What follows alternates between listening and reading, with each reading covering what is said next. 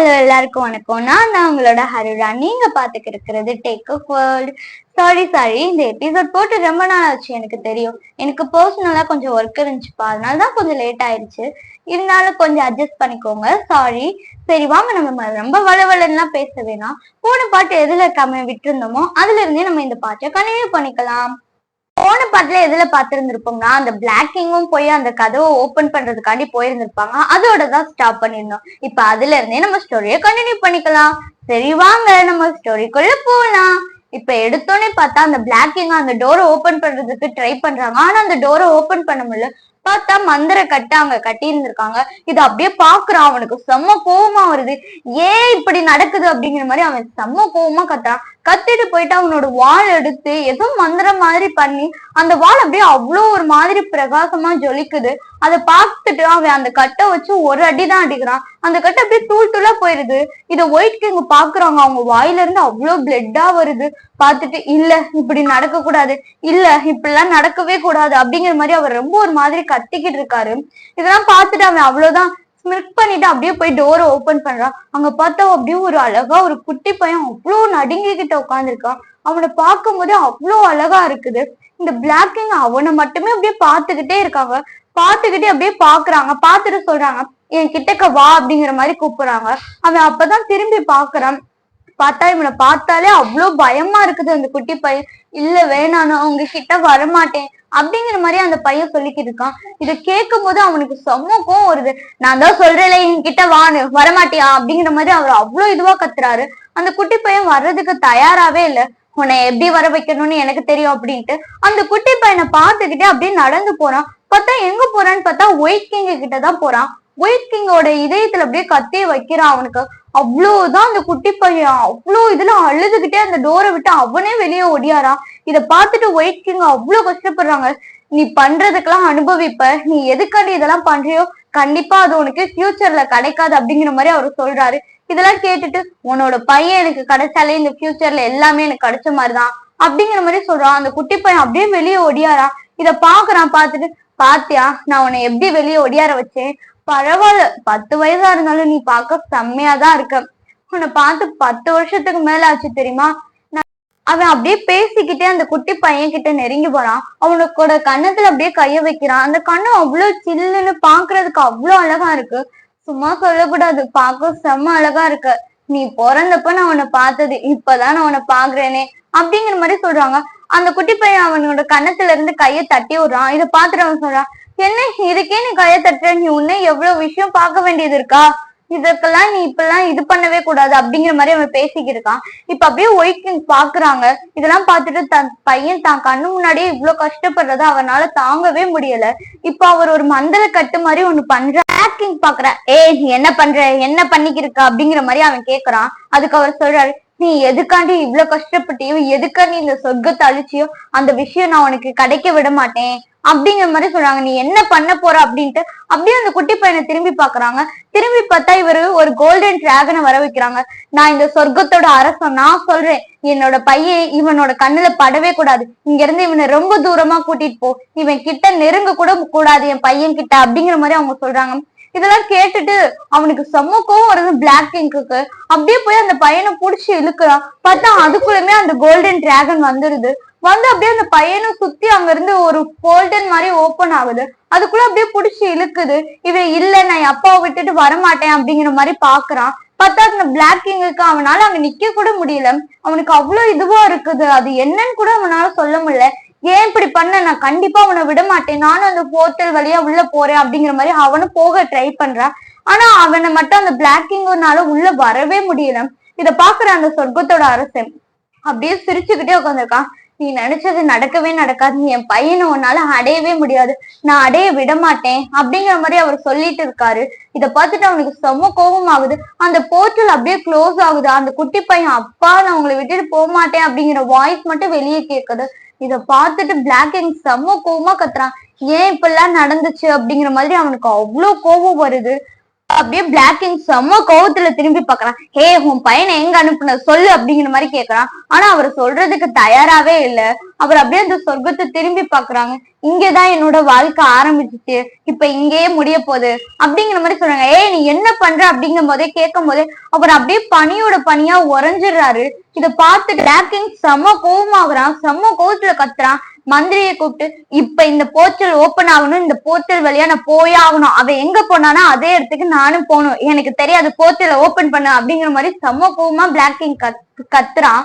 இத பார்த்துட்டு white king இருந்தாவாதான் அந்த போர்ட்டலை நம்மளால ஓபன் பண்ண முடியும். வேணா இது அவர் தான் இதை உருவாக்குனது, அவருக்கு தான் தெரியும் தன்னோட பையனை எங்க அனுப்புனாங்கன்னு.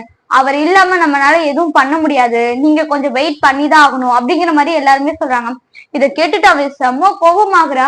போய் ஒயிட் கிங்க பாக்குறான், பனியோட பனியா உறைஞ்சு போயிருக்கிறத பார்த்துட்டு, நீ இன்னும் சாகல, கண்டிப்பா ஒரு குறிப்பிட்ட நாளுக்காண்டி நீ வெயிட் பண்ணிக்கிருப்ப, வேணா உன் பையன் கண்டிப்பா இந்த உலகத்துக்கு வருவான், ஆனா நான் போய் அவனை இந்த உலகத்துக்கு கூட்டிட்டு வருவேன், அவன் வர வரைக்கும் என்னால வெயிட் பண்ண முடியாது, நீ பாத்துக்கிட்டே இரு, அவன் வர்றப்ப நீ உயிரோட வருவல்ல, அப்ப சாவோட மோசமானதை நான் உனக்கு காட்டுவேன் அப்படிங்கிற மாதிரி பிளாக் கிங் செம்ம கோவமா சொல்லிக்கிட்டு இருக்கான். இத பார்த்துட்டு அங்க இருக்கிற மந்திரி எல்லாருக்குமே, இவன் என்ன மனுஷனோ, ஒரு இடத்தையோ ஒரு இனத்தையோ அழிச்சிட்டான், இங்க இருந்து எல்லாரும் எவ்வளவு சந்தோஷமா இருந்தாங்க, தன்னோட குடும்பத்தோட அவ்வளவு ஹாப்பியா வாழ்ந்துகிட்டு இருக்காங்க. இப்ப இந்த ஒயிட் கிங்கோ தன்னோட பணியில உறைஞ்சு போயிட்டு தன்னோட பையனுக்காண்டி வெயிட் பண்ணிக்கிட்டு இருக்காங்க. அந்த பையனும் எங்க போனான்னு கூட தெரியாம கஷ்டப்பட்டுட்டு இருக்கான். இவன் என்னன்னா லூசு மாதிரி பேசிக்கிட்டு இருக்கான் அப்படிங்கிற மாதிரியே எல்லாருமே பாக்குறாங்க. பாத்துட்டு அவன் எல்லாருமே யோசிக்கிறதே இவனுக்கு நல்லாவே புரியுது. அப்படியே திரும்பி ஒரு மாதிரி முறைச்சு பாக்குறான். எல்லாருமே அப்படியே சைலண்டா அமைதியாயிடுறாங்க. இவன் அப்படியே அவனோட அரண்மனைக்கு போறான். போய் அப்படியே பெட்ல படுக்கிறான். படுத்தா அந்த குட்டி பையனை பார்த்ததும் அவனோட சின்ன தொட்டது இது மட்டும்தான் இவனுக்கு ஞாபகத்துல வந்துகிட்டே இருக்கு. நீ எங்க போனாலும் கண்டிப்பா உன்னை நான் விட மாட்டேன், நாளைக்கே நீ போன இடத்துக்கு நானும் வரேன் அப்படிங்கிற மாதிரி அவன் சொல்லிட்டு அப்படியே கண்ணை மூடி படுத்துடுறான். இந்த சைடு அந்த குட்டி பையன் போனது பார்த்தா அவன் இன்னும் போர்ட்டல்ல டிராவல் பண்ணிட்டு தான் இருக்கான். அந்த கோல்டன் டிராகன் மேலேயே கட்டி பிடிச்சிட்டு அழுகுறா. என்னோட அப்பாவுக்கு என்ன ஆயிருக்கும், என் அம்மா என்னை விட்டு போயிட்டாங்க, அப்ப என் அப்பாவும் என் தாத்தாவும் தான் என்னை பாதுகாத்தாங்க, இப்ப என்னோட அப்பாவும் என் கூட இல்ல, என் இனமே அழிஞ்சிருச்சு, நான் மட்டும்தான் இருக்கேன் அப்படிங்கிற மாதிரி அந்த குட்டி பையன் ரொம்ப அழுகுறான். இதுக்கு அந்த கோல்டன் டிராகன் சொல்லுது, உங்க அப்பா இறந்திருக்க வாய்ப்பே இல்லை, வேணா இப்ப அடுத்து இளவரசன் ஆக போற, நீ இங்க இருக்க, உன் அப்பாதான் அந்த இடத்தோட ராஜ்யத்தை அரசாள்ற அரசர், அவர் இல்லாட்டினா இந்த இடம் கண்டிப்பா இருக்காது, அதனால அவர் உயிரோட தான் இருப்பாரு, எனக்கு அந்த நம்பிக்கை இருக்கு அப்படிங்கிற மாதிரி அந்த டிராகனும் சொல்லுது. இதை கேட்டுட்டு அந்த குட்டி பையன் அவ்வளோ அழுகுறான். எனக்கு திருப்பி என்னோட இடத்துக்கே போகணும், நீ இடத்துக்கு கூட்டிட்டு போ அப்படிங்கிற மாதிரி சொல்றாங்க. இல்ல, என்னால அப்படி பண்ண முடியாது, உங்க அப்பாக்கு என்னோட அப்பா வாக்கு கொடுத்துருக்காங்க, உங்க ஃபேமிலியில என்ன கஷ்டம் வந்தாலும் நாங்க எப்ப அவங்க எங்களை கூப்பிட்டாலும் நாங்க ஹெல்ப் பண்ணுவோம்னு சொல்லியிருக்கோம், அதுக்காண்டியாவது நான் உன்னை காப்பாத்தணும், அது என்னோட பொறுப்பு, நீ இங்க இருக்கிற வரைக்கும் உன் கூட நான் தான் இருப்பேன், இப்ப நம்ம எங்க போறோம் அப்படிங்கும், உங்க அம்மா உருவாக்குன ஒரு உலகத்துக்கு போறோம். என் அம்மா உருவாக்குன உலகமா, அது எது அப்படிங்கும் போதுதான், காதலால உங்க அம்மாவும் அப்பாவும் ஒரு உலகத்தை உருவாக்குனாங்க, இப்ப நான் அந்த உலகத்துக்கு தான் உன்னை கூட்டிட்டு போறேன் அப்படின்னு சொல்லிட்டு பார்த்தா அவன் நேரா பூமிக்கு தான் போயிருக்கான். போயிட்டு பூமியில செம பொத்துன்னு கீழே விழுகிறான். விழுந்து அப்படியே கொஞ்ச நேரம் அப்படியே கண்ணை மூடி மயங்கி கிடக்குறான். இப்போ ஒரு குட்டி பொண்ணு வருது, வந்து பாக்குது.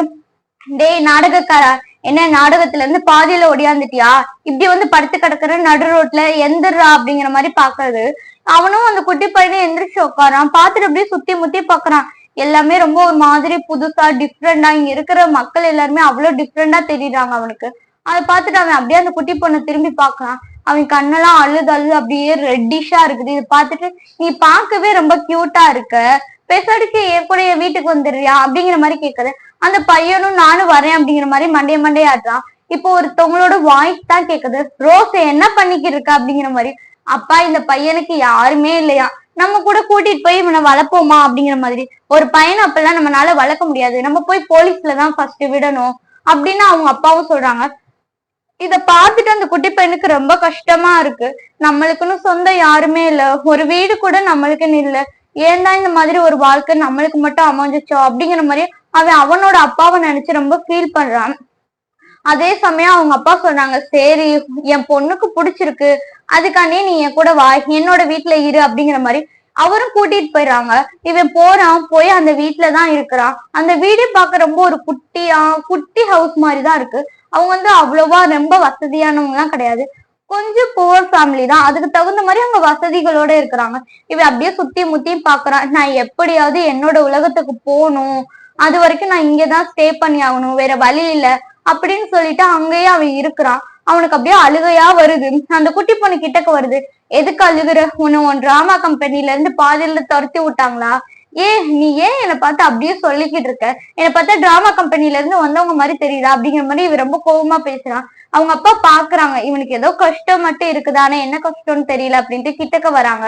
அவனோட 2 கையும் சேர்த்து, உன்னோட கஷ்டத்தை எல்லாம் இந்த 2 கைக்குள்ளேயே வச்சுக்கிட்டு இருந்தேன்னா அது உனக்கு ரொம்ப கஷ்டமா இருக்கும். அது அப்படியே பறந்து போட்டுன்னு விட்டு ரொம்ப ஈஸியா இருக்கும் அப்படின்ட்டு அவனோட கைய விரிச்சு அப்படியே காட்டுறாங்க. அவனுக்கு இதெல்லாம் பார்க்கும்போது அவங்களோட அப்பா ஞாபகம் வருது. அப்படியே ஹக் பண்ணிட்டு அப்பா அப்படின்ட்டு அழுகுறான். இதை பார்த்துட்டு அவங்களுக்கு ரொம்ப கஷ்டமா இருக்கு. அந்த பொண்ணுக்கும் இவன் ஏதோ கஷ்டத்துல இருக்கிறான் அப்படின்னு மட்டும் தெரியுது. இதெல்லாம் தெரிஞ்சுட்டு அவனும் அப்படியே அங்க இருக்கவே அப்படியே கொஞ்சம் கொஞ்சமா பழகிக்கிறான். இப்ப அவங்க அப்பா சொல்றாங்க, உன்னோட பிரதருக்கு ட்ரெஸ் இல்ல, நம்ம ட்ரெஸ் எல்லாம் போய் பர்ச்சேசிங் பண்ண போலாமா அப்படிங்கிற மாதிரி கேக்குறாங்க. அந்த குட்டி பொண்ணும் சரி ஓகே போலாம் அப்படிங்கிற மாதிரியே போயிடறாங்க. ஃபேமிலியா கிளம்பி அங்க போய் பர்ச்சேசிங் பண்றது நிறைய விஷயங்கள அந்த குட்டி பையன் அங்க கத்துக்கிறான். இவனுக்கு அப்படியே கொஞ்சம் டேஸ் எல்லாம் போகுது.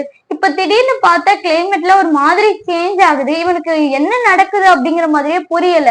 அந்த குட்டி பொண்ணு அப்படியே இடிக்கிறதெல்லாம் பார்த்துட்டு அவன் உடனே போயிட்டு, பிக் பிரதர் எனக்கு ரொம்ப பயமா இருக்குது அப்படிங்கிற மாதிரி அந்த குட்டி பையனை ஹக் பண்ணிக்கிறான். சரியான மழை பெய்யுது. இவனுக்கு என்னன்னு தெரியல, ஆனா ஒரு டிஃப்ரெண்ட் ஃபீல் ஆகுது. இவனோட இதயம் வந்து அப்படியே பிளாக் கலர்ல உள்ள இருந்து ஒரு டைமண்ட் அப்படியே ஒரு மாதிரி மின்னுது. இத பாக்குறான். பார்த்துட்டு அவனுக்கு ரொம்ப ஒரு மாதிரி புதுசா இருக்கு. என்ன இப்படிலாம் மின்னுது அப்படிங்கிற மாதிரி பாக்குறான். பார்த்துட்டு எதுவுமே பேசாம அவனோட தங்கச்சியை ஹக் பண்ணிட்டு அப்படியே படுத்து கிடக்குறான். இப்ப பார்த்தா வானத்துல இருந்து ஒரு போர்ட்டல் தான் ஓபன் ஆகுது. அதுல இருந்து ஒரு பர்சன் அவ்வளோ இதுவா கீழே இறங்கி வராங்க. அவங்க கண்ணெல்லாம் அவ்வளோ ரெட்டிஸா செம்ம கோத்துல கீழே இறங்கி வராங்க. அது வேற யாரும் இல்லைங்க, நம்மளோட பிளாக்கிங் தான். அவனும் போர்ட்டல் வழியா உள்ள வந்துடுறான். இவன் அப்பதான் மூச்சு விடுறான். இப்பதான் கொஞ்ச நாளா நம்மளுக்கு நிம்மதியா இருக்கு, நம்மளுக்குன்னு ஒரு ஃபேமிலி இருக்கு அப்படிங்கிற மாதிரி இங்கிட்ட இவன் நினைச்சுக்கிட்டு இருக்கான் அந்த குட்டி பையன். இந்த சைடு பார்த்தோம்னா அந்த பிளாக்கிங், உன்னை நான் கூட்டிட்டு போக வந்துட்டேன், நீ கவலைப்படாத, இங்க இருந்து நான் உன்னை கண்டிப்பா கூட்டிட்டு போயிருவேன் அப்படிங்கிற மாதிரி அவன் அங்கிட்டு பேசிக்கிட்டு வரான். இப்படியே கொஞ்ச நாள் அப்படியே ஸ்கிப் ஆகுது. 2 பேரும் ஆனா ஒருத்தர் மீட் பண்ணிக்கிறவே இல்லை. இப்ப பார்த்தா இவனு ஸ்கூல்ல சேர்க்கணும் அப்படின்னு சொல்லிட்டு அவங்க அப்பா சொல்றாங்க. இவன் சொல்றேன், நான் ஸ்கூலுக்கு எல்லாம் போக மாட்டேன், எனக்கு அதெல்லாம் சரிப்பட்டு வராது, நான் வீட்லயே இருந்துக்கிறேன் அப்படிங்கிற மாதிரி. உடனே அந்த குட்டி பொண்ணு வந்து சொல்லுது, அண்ணா நீ என் கூட ஸ்கூலுக்கு வா, ஸ்கூல் சூப்பரா இருக்கும், செம்மையா இருக்கும், நீ ஸ்கூல் வந்து இது வரைக்கும் நீ பார்த்ததுல இல்ல, செம்மையா இருக்கும், நீ வா, உனக்கு ஃப்ரீயாவே அங்க சொல்லித்தரேன்னு சொல்லிட்டாங்க, என்னோட டீச்சர் தான் சொல்லியிருக்காங்க, அவங்க இப்பதான் புதுசா வந்தாங்க, என்னன்னே தெரியல, வந்து ஒரு 1 வீக் தான் இருக்கும், அதுக்குள்ளே அவங்கதான் சொன்னாங்க, உங்க வீட்டுல பிரதர் அண்ட் சிஸ்டர்ஸ் இருந்தாலும் வந்து சேரலாம் அப்படின்னு சொல்லி அவங்க சொல்லியிருக்காங்க, நீ என் கூட வர பிரதர் அப்படிங்கிற மாதிரியே அந்த குட்டி பொண்ணு அவ்வளவு அடம் பிடிக்கிறான். இவன் பாக்குறேன், இவ விடவும் மாட்டா அப்படின்ட்டு சரி நம்மளும் ஸ்கூலுக்கு போலாம், இப்ப அப்பா கொஞ்சம் இதுவா தானே இருக்காங்க, அவங்க சொல்றாங்க ஃப்ரீயா தானே சொல்லி கொடுக்குறாங்க அப்படின்னு சொல்லிட்டு இவனும் கிளம்பி போறான். இன்னைக்கு ஃபர்ஸ்ட் டே ஸ்கூல்னால இவனுக்கு அவ்வளோ ஹாப்பியா இருக்கு. இருந்தாலும் ஏதோ மனசுக்குள்ள ஒரு பக்கத்தை ஏதோ ஒரு தப்பா நடக்கிற மாதிரியே இவனுக்கு ஃபீல் ஆகுது. ஆனா அதை எதையுமே இவன் யோசிக்கல. சரி அப்படிங்கிற மாதிரி பேக் எடுத்து மாட்டிட்டு அவனோட தங்கச்சியோட கைய புடிச்சிட்டு போறான். அவங்க அப்பா சொல்றாங்க, 2 பேரும் பார்த்து பத்திரமா போயிட்டு வரணும், உங்களுக்காண்டி நான் வீட்டுல வெயிட் பண்ணிக்கிருப்பேன் அப்படிங்கிற மாதிரி சொல்லுவோம். ஓகேப்பா அப்படிங்கிற மாதிரி அவனும் கைய ஆசைச்சிட்டு அப்படியே போறான். இப்ப கரெக்டா ஸ்கூலுக்குள்ளதான் போறாங்க. உள்ள இருந்து பிரின்சிபல் இதுல இருந்துதான் ஒரு வாய்ஸ் கேக்குது, வா உனக்காண்டிதான் நான் வெயிட் பண்ணிக்கிருந்தேன், இவ்வளோ நாள் ஆச்சு உன்னை மீட் பண்றதுக்கு, பரவாயில்ல, ஜஸ்ட் ஒரு 3 வருஷம் தான் போயிருந்திருக்கு, பாக்க இப்போ நீ செம்மையாதான் இருக்க, நீ வளர வளர உன்னோட அழகும் கூட சேர்ந்து உன்கிட்ட வளர்ந்துகிட்டே வருது அப்படிங்கிற மாதிரி அந்த ஆள் பேசிக்கிட்டு இருக்காங்க. இது எல்லாமே ஆனா இவனுக்கு ஒண்ணுமே தெரியல, நம்ம போறது படிக்க அப்படிங்கிற மாதிரிதான் போய்க்கு இருக்கான். இப்ப கரெக்டா இவனும் உள்ள போயிடுறான். உள்ள போயிட்டா அவன் தங்கச்சி சொல்லுது, அண்ணா நான் உன்னோட குட்டி பொண்ணுல, அதனால நான் இந்த கிளாஸ்க்கு போவேன், நீ என்னோட பெரிய பையன்ல, அதனால நீ இந்த கிளாஸ்க்கு போகணும் அப்படின்னு சொல்லிட்டு அவனும் ஒரு கிளாஸ்ல விட்டுட்டு அந்த குட்டி பொண்ணு அங்க இருந்து போயிடுது. இவனுக்கு என்ன பண்றதுன்னே தெரியல. இவனும் அந்த கிளாஸ்க்குள்ள போய் உட்காரான். அந்த கிளாஸ்ல பார்த்தா இவன் மட்டும் தான் வந்திருக்கான், மத்த யாருமே இல்ல. இவனுக்கு அதுவே ஒரு மாதிரி டிஃப்ரெண்ட் ஃபீல் ஆகுது. ஏன் யாருமே வரல, நம்ம மட்டும் வந்திருக்கோம், ஒருவேளை வெள்ளனா எதுவும் வந்துட்டோமா அப்படின்ட்டு டைமை பாக்குறேன். டைம் பார்த்தா மணி 8 ஆயிருச்சு. 8 o'clock எல்லாருமே வர ஆரம்பிச்சிருப்பாங்களே, ஏன் யாருமே வரல அப்படிங்கிற மாதிரி அவன் அப்படியே கிளாஸ்லயே உட்காந்துருக்கான். இப்போ ஒரு வாய்ஸ் கேக்குது, ஹாய் செல்லம் எப்படி இருக்கு அப்படிங்கிற மாதிரி. இதை கேட்டோன்னு அவ்வளவுதான் இவனுக்கு உடம்பு கை கால் எல்லாமே ஷிவர் ஆகுது. இவன் அப்படியே நிமிர்ந்து பாக்குறான். பார்த்தா வேற யாரும் இல்ல, பிளாக்கிங் தான் வந்து நிக்கிறது. இவன் அவ்வளவுதான் ஒரு மாதிரி கத்தலாம் அப்படின்னு போறான். ஆனா இவனால கத்தவும் முடியல, அந்த இடத்துல ஓடவும் இல்ல, அசைய முடியாம அப்படியே நிக்கிறான். இவன் அப்படியே கொஞ்சம் கொஞ்சமா கிட்டக்க வரும்போதே இவனுக்கு செம்ம பயமா இருக்குது. இல்ல என் கிட்டக்க வராத அப்படிங்கிற மாதிரி இவன் ஹெட்டை மட்டும் மூவ் பண்றான். சொல்றான், நான் உனக்காண்டிதான் வந்திருக்கேன், எவ்வளவு கஷ்டப்பட்டேன் தெரியுமா இங்க வர்றதுக்கு. நீ என்னன்னா என்ன பார்த்து பயந்து ஓடுற அப்படிங்கிற மாதிரி அவன் கேட்கறான். இத பாத்துட்டு அவன் சொல்றான், ப்ளீஸ் என்ன விட்டுரு, உனக்காண்டிதான் நான் இங்கேயே வந்து ஒளிஞ்சிருக்கேன், நீ இங்க எப்படி வந்த, என்ன விட்டுரு ப்ளீஸ் அப்படிங்கிற மாதிரி. அந்த பையன் ரொம்ப ஒரு மாதிரி கண்ணெல்லாம் கலங்குது.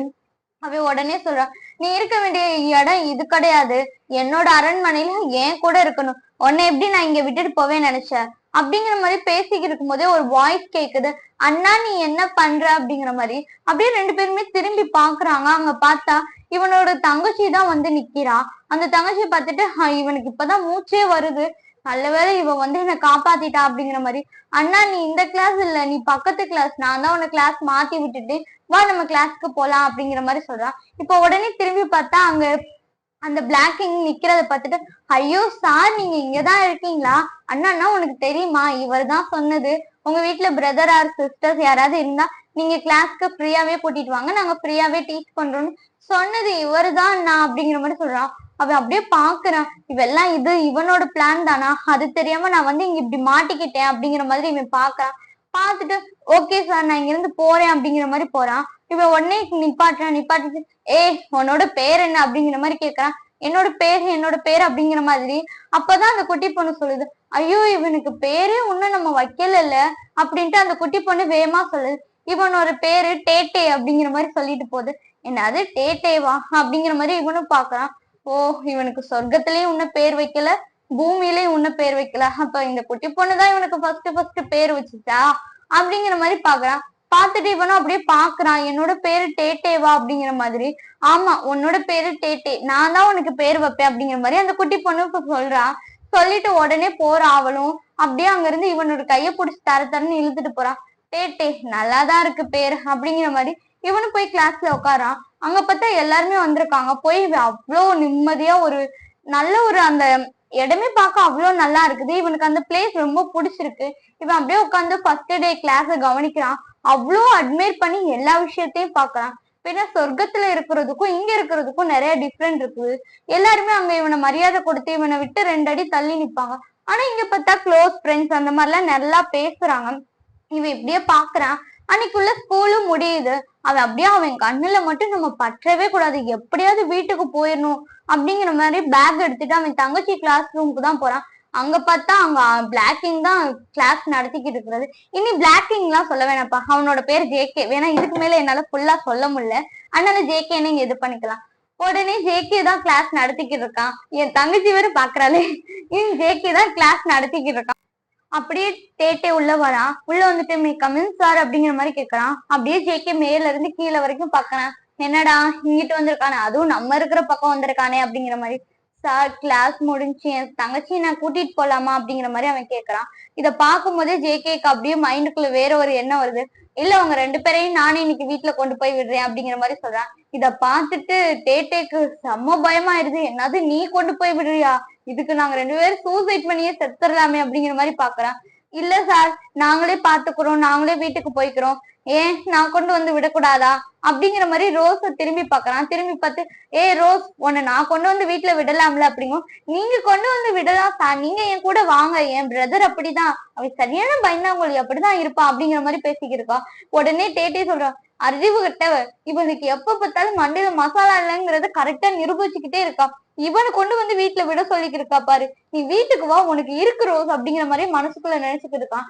இப்ப அப்படியே ஜங்கும் சொல்றேன், நீ போய் உட்காரு, உங்க 2 பேரையும் நான் கொண்டு வந்து வீட்டுல விடுறேன், சரியா ஓகேவா அப்படிங்கிற மாதிரி கேட்கறான். அப்படியே தயாங் எதுவுமே சொல்லல, அப்படியே தலையை கீழே குனிஞ்சு பார்க்கலே இருக்கிறான். இருந்துட்டு இப்படியே மேல திரும்பி நைஸா அவ சிஸ்டர் மட்டும் பாக்குறான், வந்துரு நம்ம இங்க இருந்து போயிடலாம் அப்படிங்கிற மாதிரி. ஆனா அவ ஜேகே நடத்துற பாடத்துல இன்ட்ரெஸ்டா இருந்துட்டு அந்த சப்ஜெக்ட்ல அவ்வளவு ஆர்வமா கிளாஸ மட்டுமே கவனிச்சுட்டு இருக்கான். இப்படியே டைம் ஸ்கிப் ஆகுது. இப்ப கரெக்டா இவங்க வீட்டுக்கு போற டைம் வந்துருச்சு. உடனே ஜேகே திரும்பி பாக்குறான். சரி நம்ம கொண்டு போய் விட்டுறலாம், இப்படியே நம்ம கொஞ்ச நேரம் தயாங்கோட டைம் ஸ்பெண்ட் பண்ணலாம் அப்படிங்கிற மாதிரி நினைச்சுட்டு இருக்கான். ஆனா திரும்பி பார்த்தா அங்க தயாங்கையும் காணும், ரோஸையும் காணும். ஜீக்கு அப்படியே பாக்குறான், எங்க போயிட்டாங்க இவங்க 2 பேரும், இங்கதானே நம்ம இருக்கோம் சொல்லி இருந்தோம் அப்படிங்கிற மாதிரி. திரும்பி பார்த்தா 2 பேருமே இல்ல. பார்த்தா தயாங் அப்படியே ரோஸ புடிச்சு தூக்கிக்கிட்டு ஒரு சைடு ஓடிக்கிட்டு இருக்கான். இனிமேல் இந்த சைடே வரக்கூடாது, நாளையில இருந்து நான் ஸ்கூலுக்கே வரமாட்டேன். ரோஸ் இனிமேல் நீ அவன் கூட சேரவே கூடாது அப்படிங்கிற மாதிரி இவன் சொல்லிக்கிட்டு வரான். நீ எதுக்கு சாரு இப்பெல்லாம் சொல்ற? சாரு இப்பெல்லாம் சொல்லாத, நீ சாரு தப்பா சொல்ற. அவர் பாவம் எவ்வளவு நல்லவர் தெரியுமா? அவர் தான் நீ படிக்கணும்னு ஆசைப்படுறேன்னு சொன்ன உடனே அவர் தான் ஃப்ரீயா நம்மளுக்கு ஹெல்ப் பண்றேன்னா சொல்லி நிறைய பண்ணாரு தெரியுமா? நீ போட்டிருக்க ட்ரெஸ்ல இருந்து செப்பல்ல இருந்து எல்லாமே அவர் தான் வாங்கி கொடுத்தது. நீ என்னன்னா அவரே திட்டுற அப்படிங்கிற மாதிரி இவ பேசிட்டு வரா. இதெல்லாம் கேட்டோன்னு தயாங்க்கு இன்னும் ரொம்ப கோபமாகுது. என் அப்பாவை கொன்னவனே அவன் தான், அவனோட சாவு என் கையில தான் இருக்கு அப்படிங்கிற மாதிரி இவன் நினைச்சுக்கிட்டே அப்படியே ரோஸை கூட்டிட்டு போறான். போயிட்டு வீட்டுலதான் உட்காடுறான். அங்க பார்த்தா இவனுக்கு முன்னாடி ஜேகே உட்காந்துருக்கான். அவ்வளவுதான் தயாங்க அரண்டான். என்னடா எப்படி இவனுக்கு வீடு தெரிஞ்சு அப்படிங்கிற மாதிரி. உடனே அப்படியே உள்ள வர்றதை பார்த்துட்டு ரோஸ் வந்து சொல்றா, சார் நீங்க எப்படி இங்க வந்தீங்க, உங்களுக்கு எப்படி எங்க வீட்டு அட்ரஸ் தெரியும் அப்படிங்கிற மாதிரி. இல்ல நான் தானே உங்க 2 பேரையும் கொண்டு போய் விடுறேன்னு சொன்னேன், என்னன்னு திடீர்னு திரும்பி பார்த்தா நீங்க 2 பேரையுமே காணோம், அதனாலதான் என்னமோ ஏதோன்னு பயந்துட்டு நான் வீட்டுக்கு வந்து பாக்கலான்னு வந்தேன் அப்படிங்கிற மாதிரி சொல்றான். அப்படியே தயாங் பாக்குறான், உன்னை யாரா வீட்டுக்கு வர சொன்னது, நீ அதுக்காண்டியே வந்திருப்ப, நீ வேற ஏதாவது எண்ணத்துலதான் வந்திருப்ப, நீயாவது அடுத்தவங்க மேல அக்கறைப்பட்டுட்டாவது வர்றதாவது அப்படிங்கிற மாதிரி ரொம்ப ஒரு மாதிரி முறைச்சு பாக்குறான். ஓகே காய்ஸ், நம்ம இவன் முறைச்சு பாக்குறதோட இங்கேயே ஸ்டாப் பண்ணிக்கலாம். ஓகே டாடா பாய் பாய். ஸ்டோரி பிடிச்சிருந்தா பாருங்க, பிடிக்கலன்னா ஸ்கிப் பண்ணிருங்க. அதே மாதிரி கமெண்ட் ரொம்ப முக்கியம்ப்பா, கமெண்ட் பண்ணிட்டு போயிருங்க. இடையில என் தங்கச்சி கொஞ்சம் தொல்லை பண்ணுது.